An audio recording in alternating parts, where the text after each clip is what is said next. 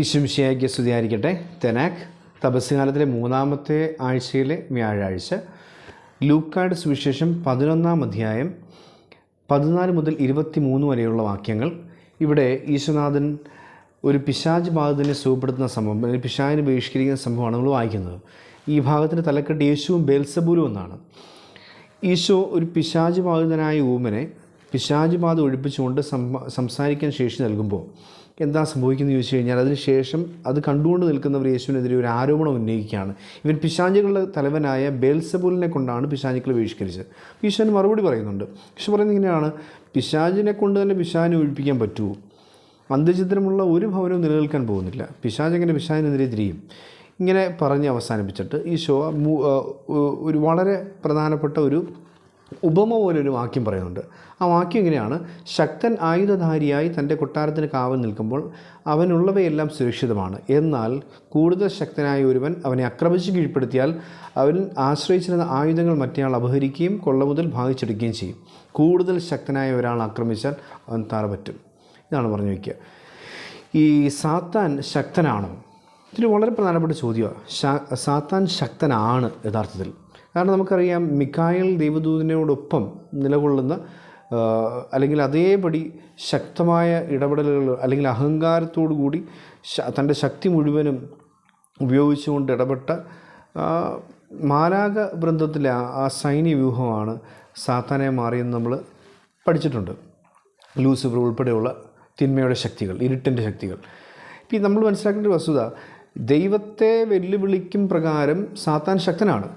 അത് വളരെ വ്യക്തമായിട്ട് ബൈബിളിൽ 40 രാപകലുകൾ മരുഭൂമിയിൽ ഈശോ തപസ്സനുഷ്ഠിക്കുന്ന സമയത്ത് സാത്താൻ 3 ശക്തമായ പ്രലോഭനങ്ങൾ ഉന്നയിച്ചുകൊണ്ട് യേശുവിനെ പോലും വെല്ലുവിളിച്ച് കടന്നു വരുന്നതായിട്ട് നമുക്ക് കാണാൻ സാധിക്കും.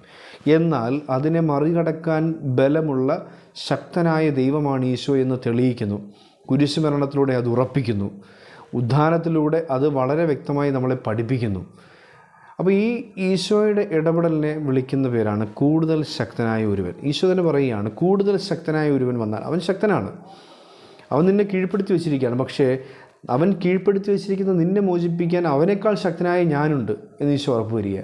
ഇത് ഈശോയെക്കുറിച്ച് വളരെ മനോഹരമായ, വളരെ ശക്തമായ പ്രവചനം കാഴ്ചവെച്ച അല്ലെങ്കിൽ പ്രവചനങ്ങൾ പങ്കുവെച്ച സ്നാപക യോഹന്നാൻ്റെ വാക്യങ്ങളിൽ വായിക്കാനായിട്ട് സാധിക്കും. അത് ലൂക്കായുടെ സുവിശേഷത്തിലെ തന്നെ 3-ാം അധ്യായം 16-ാം വാക്യത്തിലാണ്.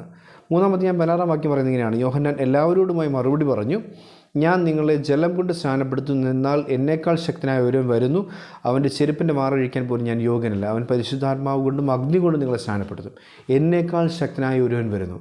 എന്നേക്കാൾ ശക്തനായ ഒരുവൻ, കൂടുതൽ ശക്തനായ ഒരുവൻ ഈശോ പറയുമ്പോൾ സ്നാപകൻ പറയുകയാണ് എന്നേക്കാൾ ശക്തനായ ഒരുവൻ. അപ്പോൾ സകല പ്രവാചകന്മാരെക്കാളും ശക്തനായ ദൈവപുത്രൻ കടന്നു വന്ന സാത്താനുമേൽ വിജയം വരിക്കുന്നതിനെക്കുറിച്ചാണ് നമുക്ക് ഈ സുവിശേഷഭാഗത്തുനിന്ന് വായിച്ചെടുക്കാൻ സാധിക്കുക. ഈശോയുടെ ശക്തി, ഈ ശക്തിയിൽ ആശ്രയമർപ്പിക്കാനുള്ള കാലയളവാണ് തപസ്സുകാലം. നമ്മൾ ഉൽപ്പത്തി പുസ്തകത്തിലേക്ക് പോകുമ്പോൾ 3:16 അല്ല, പക്ഷേ 3:15 നമുക്ക് വളരെ സുന്ദരമായ വാക്യം വായിക്കാൻ സാധിക്കും. അതിനെ പ്രോട്ടോ ഇവാഞ്ചലിയം അഥവാ ആദ്യ സുവിശേഷം, ഫസ്റ്റ് ഗോസ്പൽ എന്നാണ് പറഞ്ഞു വയ്ക്കുന്നത്. ആ വാക്യം ഇങ്ങനെയാണ്: നീയും സ്ത്രീയും തമ്മിലും നിൻ്റെ സന്തതിയും അവളുടെ സന്തതിയും തമ്മിലും ഞാൻ ശത്രുത ഉളവാക്കും. ഈക്വലി പവർഫുൾ ആയിട്ടുള്ള സാത്താനും ദൈവവും തമ്മിലുള്ള ശത്രുതയെക്കുറിച്ചാണ് പറഞ്ഞു വയ്ക്കുന്നത്. എന്നിട്ട് പറയുന്നത് ഇങ്ങനെയാണ്: അവൻ നിൻ്റെ തല തകർക്കും, നീ അവൻ്റെ കുതികാലിൽ പരിക്കേൽപ്പിക്കും. അവൻ നിൻ്റെ തല തകർക്കും. അവൻ കൂടുതൽ ശക്തനായ ഈശോ മിശിഹ സാത്താൻ്റെ തല തകർക്കുന്നതിനെക്കുറിച്ചാണ് നമുക്ക് വായിക്കാൻ സാധിക്കുക. ഇനി ബൈബിളിലെ അവസാന പുസ്തകമായ വെളിപാടിലേക്ക് കടന്നു വരുമ്പോൾ നമുക്ക് വീണ്ടും കാണാൻ സാധിക്കുന്ന ഒരു വസ്തുത, വെളിപാട് 3:16. വെളിപാട് 3:16 പറയുന്നത് ഇങ്ങനെയാണ്: ചൂടോ തണുപ്പോ ഇല്ലാത്ത മന്ദോഷ്ണനാകിയാൽ നിന്നെ ഞാൻ എൻ്റെ വായിലും തുപ്പിക്കളയും. അതായത് സാത്താനെതിരെ, സാത്താൻ്റെ ഇടപെടലുകൾക്കെതിരെ ചൂടോ തണുപ്പോ ഉള്ളവനായി നീ പ്രവർത്തിക്കുക എന്ന് ഓർപ്പിക്കുന്ന വാക്യമായിട്ടാണ് വെളിപാട് 3:16 നമുക്ക് കാണാൻ സാധിക്കുക. ഉൽപ്പത്തി 3:15, വെളിപാട് 3:16. ലൂക്ക 3:16 പറയുന്നു, എന്നേക്കാൾ ശക്തനായവരും എൻ്റെ പിന്നാലെ വരുന്നു. അവനാണ് ഇനി ഇടപെടൽ നടത്താൻ പോകുന്നത്. പരിശുദ്ധാത്മാവിനും അഗ്നിയും കൊണ്ട് ഇടപെടൽ നടത്താൻ പോകുന്നത്. നമുക്ക് ഈശോനാഥനിൽ ശരണപ്പെടാം. ദാവീദിൻ്റെ പുത്രനായ യേശുവിൽ ശരണപ്പെട്ടുകൊണ്ട് നമുക്ക് പ്രാർത്ഥിക്കാം: കർത്താവേ, ശക്തനായ സാത്താൻ എന്നെ കീഴ്പ്പെടുത്താൻ ശ്രമിക്കുമ്പോൾ കൂടുതൽ ശക്തനായ നിന്നിൽ ഞാൻ ശരണപ്പെടുന്നു. നീ എന്നെ ബലപ്പെടുത്തണമേ ദൈവമേ.